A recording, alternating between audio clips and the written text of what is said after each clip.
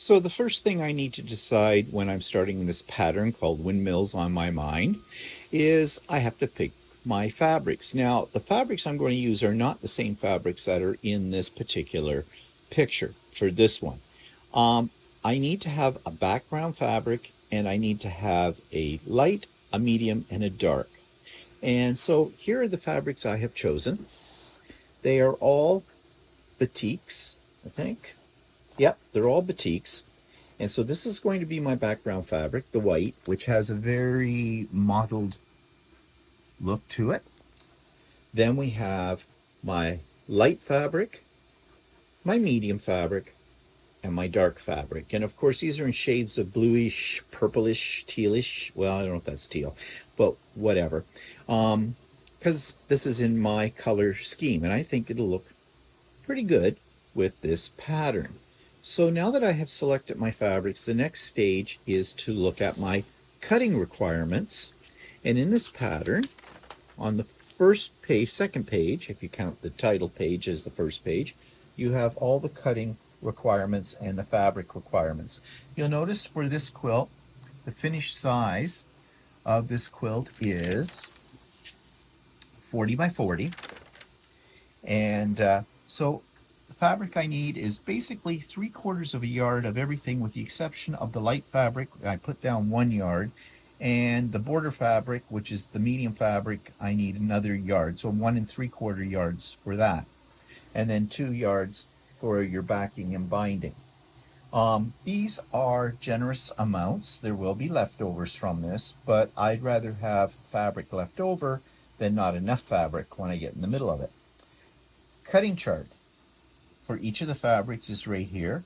And so I need various pieces as outlined here. And this cutting chart makes, I believe, I have to check my notes. I think this makes only, no, this will make all the pieces that you need for the entirety of the quilt. It's not block by block. So, time to cut fabric. So I've cut all my fabric and I have all my pieces laid out and marked. I like to mark them beforehand because then I know what I've got, and I love using those little alpha and number stickers on my big clips, as you can see, because they clearly mark what each size is so I can keep it straight. So my background fabric, I have 2-inch strips, 5-inch squares, and large triangles. Those are going to be our finishing triangles. The same with the dark fabric. I have 5-inch squares and I have fill-in triangles. Then in my medium fabric, I have 5-inch squares, 2-inch squares, 13.5-inch strip by 2 inches, and a 10.5 by 2-inch strips here. And in the light fabric, I have 4-inch squares. I have 7.5-inch by 2-inch strips and 10.5 by 2-inch strips. And then I have 6 3-inch strips width of fabric. So I have all my fabric cut. Now I can start the process of making my blocks. So we have our fabrics all selected and we have our fabrics all cut and everything labeled. So the next thing we want to do is make the windmill units. And we need to make 4 of these units, but we'll make them one at a time. And the first thing we need to do is make half square triangles. Now there are many ways to make half square triangles. This is the way I do it. If you have another method that works better for you, you go right ahead and use your method. But this is how I do it. And it's really the old draw the line onto one of the lighter color fabric diagonally from corner to corner, and then lay that piece on top of the dark colored fabric, and these are both the 5-inch squares that we cut earlier. And I like to pin them. You do whatever you like to do just to secure them, especially when they're this big and they're being pulled by the feed dogs. I find that if the fabric's a little bit slippery, and this is batik, so it is a little bit slippery, they might slide. Now I'm going to sew a 1/4 inch away from that center line on each side of it. So 1/4 inch on that side, turn it around, 1/4 inch on this side, And my piece is going to look like this. And you can see my sew lines here on either side of that drawn line. And then I'm just going to take my ruler and my rotary cutter, and I'm going to cut on that line so that I end up with two triangular pieces.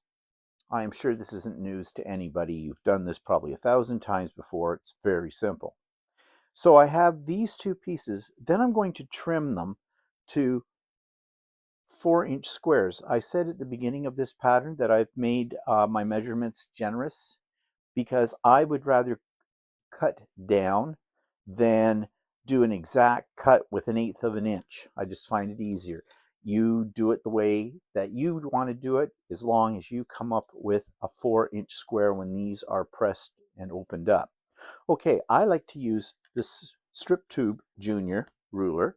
There are other ones like this. This one I like to use the best, or this is the ruler I think that works the best for me. So I want to make this into a 4-inch square. So all I'm going to do is I'm going to find the 4-inch line on my ruler, and I'm going to line that up with the stitch line on the triangle and roughly center it. Doesn't have to be exact. And then take my rotary cutter, slice off this side. And this is where you might want to use a rotating mat, but you don't have to. These are small enough. And this, when opened up, will be 4 inches. Let's do the second half. Do it to both pieces. So take my 4-inch line, line it up on the seam, trim each side, and we now have two 4-inch squares. Now what I'm going to do is I'm going to take these over to my cutting mat and I will press them open. So when I do that, I'm going to get two pieces that look like this, and these are 4 inches square. Now, as I said, you use whatever method you use when you're making half square triangles to get to this point. And of course, there would be dog ears up here, and I've cut the dog ears off. Then what you want to do is take each of these squares, and you're going to cut them in half so that you have two pieces that look like this. So I'm cutting them, since this is a 4-inch square, I'm cutting them at the 2-inch mark. So I have two pieces, 2 inches by 4 inches. And then I want to organize these pieces according to where the little triangles are. So I'm going to put all the ones that have the dark triangle in the right-hand corner together, and I'm going to put all the ones that have the lighter triangle in the top left corner together.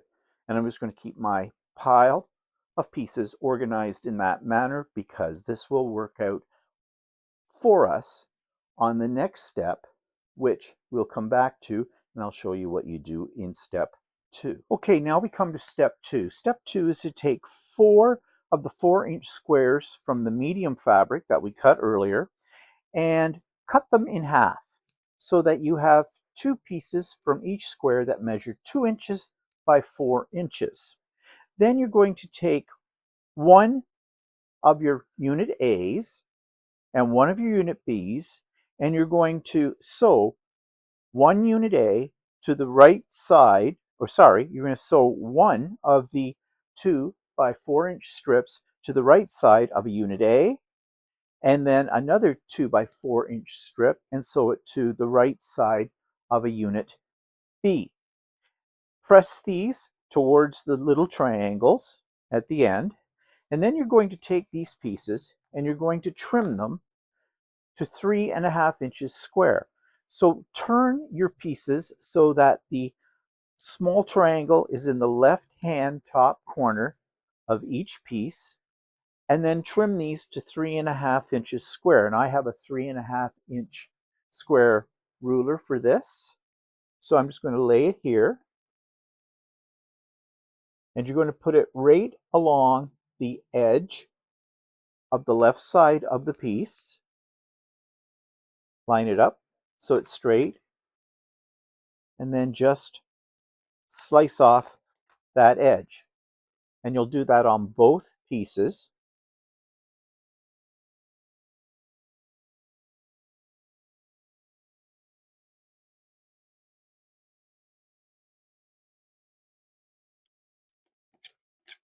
So that both pieces are 3.5 inches square in size. Now you're going to make 8 of these pieces in total. So you'll have, from all of this, there'll be 8 of these. So you'll have 4 of these with the light triangle in the top left corner, and then the dark triangle in the top left corner of these. And these are going to become known as unit C's. So you may want to mark them as such. So you're going to make a total of 8 of these, 4 of each.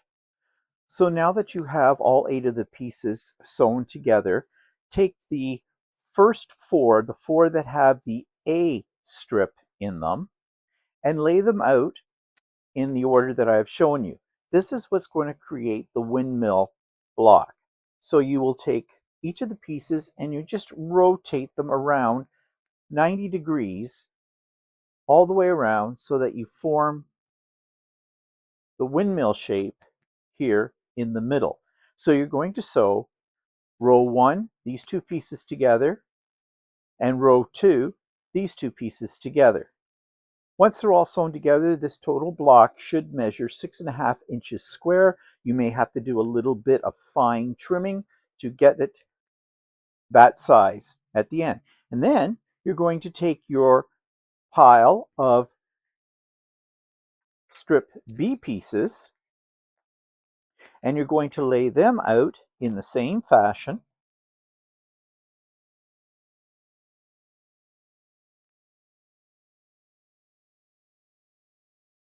This way. Nope, this way. There's a diagram in your instructions. Be sure to follow it because it's very easy to get your pieces turned the wrong way, as you can see.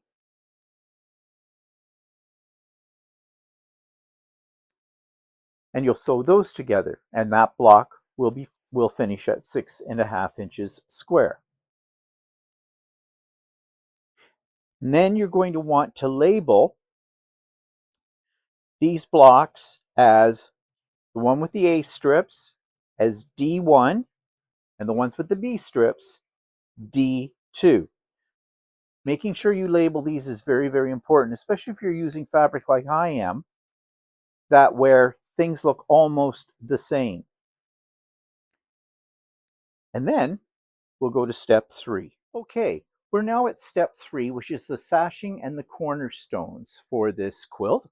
And what we need for this is you're going to take the 2 by 2 inch squares that you cut from fabric 3, which is the light fabric, and you're going to take 2 of the 6.5 by 2 inch pieces of background fabric, and you're going to sew them together just like this. So put the 2 inch square in the center and sew to one side one of the background 2 inch by 6.5 inch strips, and then to the other side sew the other 2 by 6.5 inch background strip. And you'll have a piece like this. Now when you press it towards the square, to the colored square in the center. That way your seams won't show through your background fabric if you're using a white like I am. And you need to make 3 of these in total. And these pieces are going to become labeled as Unit D3. Okay? Okay, now we're going to work on the next step, and that is to sew one 2 inch by 6.5 inch background strip to the right side of a D1 unit. So we'll sew that right sides together and then take a D2 unit and sew it to the right side of the 2 by 6.5 inch background strip. Now it's important you don't get these mixed up. And if you chose colors that have a little bit more of a stronger contrast than I did, you shouldn't have any problem with that. But make sure you have your piles labeled. So you have a pile of D1s and a pile of D2s, and you know where to sew them. Make sure you line them up properly. So we're going to sew those together, and we're going to press away from the center strip. And then we're going to do the similar thing, but these are a little different. We're going to take the 2" by 6.5" background strip. We're going to sew it to the right edge of the D2 unit, the D2 unit this time. This is why labeling is very, very important, so you don't get these pieces mixed up, because it's important they go in this order. And then you're going to sew to the 2" by 6.5" background strip a D1 unit to the right side of that strip as well. And again, press them out from the background strip. And so that will give you a unit E1 and a unit E2. So once you have a D1 and D2 sewn to a sashing strip, you're going to take the D3 unit you made a little earlier, and you're going to sew it to the bottom of the unit E, which is made up of D1 and D2. Now, when you sew this, what you want to do is take a clip or a pin. I prefer clips. And you're going to line up, nest the seams to that corner or to that cornerstone that's there, just like this. And then it doesn't hurt to add some clips to the end of this, just lining up the edges, the end pieces. Do that on both sides. So we're going to sew 1/4" seam along here. Then we're going to press it, and we're going to press it towards the D1 and the D2 blocks. Okay, so we have sewn that piece, the D3 piece, to the bottom of the unit E1. Now we have unit E2, and we're going to sew it to the bottom of this part. So we just flip it over and do the same thing. Nest our seams and clip. Put a few clips out here.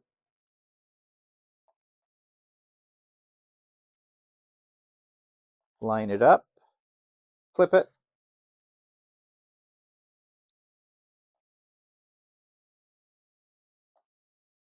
Sticking to my board pretty good. Okay, clip it. And now we'll take this over to the sewing machine, and we'll sew a 1/4" seam allowance down that side.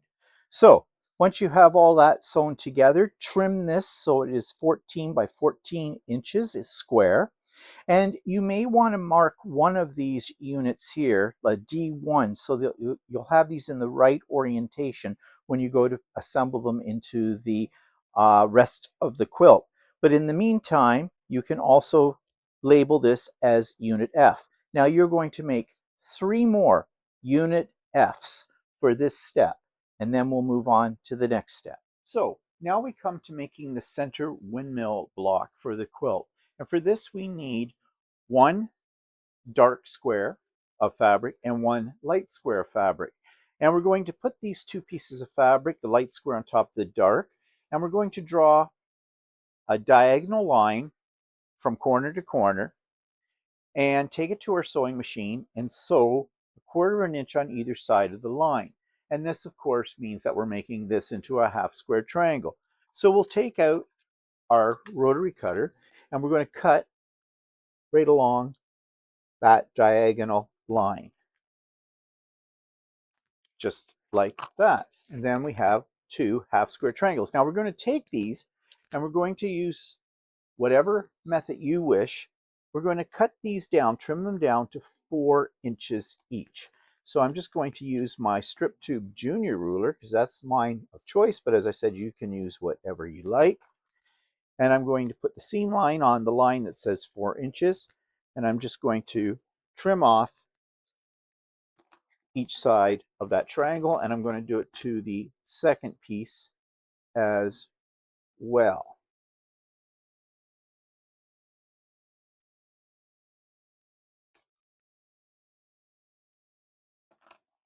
Okay, so I'm going to take these two triangles over to my pressing mat, and I'm going to press them open towards the dark side, and then I'll trim off the dog ears, and I will have 2 half square triangles. Now I need 4 in total, so I'm going to do the same process again to make 2 more of these. So we have our 4-inch half square triangles made with a light and with a dark fabric. So what we're going to do is arrange these into a square, and we're going to sew this row together, this row together, and then these 2 rows together to make our final square. So we've sewn the 4 half square triangles together to create our windmill block in the center, and this should measure 7.5 inches by 7.5 inches square. So you might have to do just a very little trimming on that. And then we're going to take 2 2-inch by 7.5-inch strips in the medium colored fabric, and we're going to sew 1 to each side of the square. And then we're going to take 2 2-inch by 10.5-inch strips of medium fabric and sew 1 to the top and 1 to the bottom. So we are basically creating a border around the windmill block. So now that we have our inner border around the windmill centerpiece, we're going to do the same thing again with the strips, the 10.5-inch strips for the sides and the 13.5-inch strips for the outside. And we're just going to sew those in the same way to create an outer border on this piece.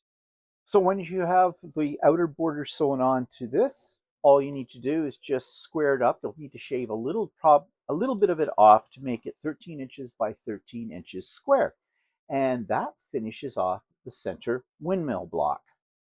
Now that all the main blocks are sewn together, we can lay the whole quilt out onto a design wall or on the floor or on a big table.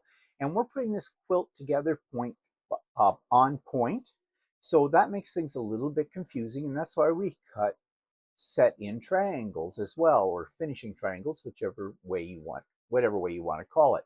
So here you see it pinned up on a design board. So all of it is laid out the way we want to sew it. And the way we'll sew it is we'll start with the first row, and think of it, if you take the whole thing and just turn it about 45 degrees, or is it 90 degrees? About 90 degrees, you're going to see that it makes rows. There are no partial seams to sew here or anything. It's all done row by row. So the first row is up here at the top. Forget about this triangle on the corner for now. Start with the bigger triangle, sew it to the edge of the block, and then sew the other triangle to the edge of the block. And this is why it's easier if you turn the whole quilt so that the rows are horizontal, not on an angle. Because it can get very tricky when you start sewing in these triangles if you're still on point in your orientation, because you might sew the triangle on the wrong side. And then you just go down to the middle row, second row, little triangle here, block, block, block, little triangle here, and then the last row, triangle, block, triangle. And then you just need to go back and attach this corner triangle and this corner triangle. And the easiest way to put the triangles on, so there's going to be a little bit of overhang from each triangle, just find the center point of each triangle and the center point of the block you're sewing it to up here, and you'll get it lined up. And then you can just trim the dog ears off afterwards. So once you have this all sewn together, now it just comes to the point where we need to put on the borders. So the last thing we need to do is add our side and top and bottom borders. And we're using the strips we've already cut that are 3 inches by width of fabric. We have 6 of those, set 2 aside for the top border and 2 aside for the bottom border. You're going to be attaching those end to end to make the pieces long enough. And then we have 2 single pieces that are for the side borders. So attach your side borders first, and in this picture you can see that that's exactly what I've done. Now the side borders will be longer than your quilt top. And that doesn't bother me. In fact, I prefer to do that. Now, I know some people like to measure the quilt across horizontally in the top, the bottom, and the middle, take the average, figure out the middle of your border strips, and for the length there, I cut them longer than my quilt top, and I sew them on, and then I just trim the edges of both side borders so they're flush with the top and flush with the bottom of the quilt, and that works for me, but you do what works best for you.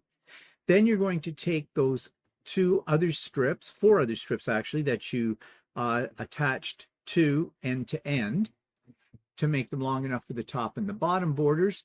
And again, just do the same thing. Let a little of it hang over the end. If you're concerned about where the join is in your 2 pieces of fabric, you can put the join at the middle of the top of the quilt and at the middle of the bottom of the quilt, and then work your way out from there as you clip it. And yes, I do use clips when I put my borders on. I don't think you can have too many clips. It really helps you to keep the border from going wonky.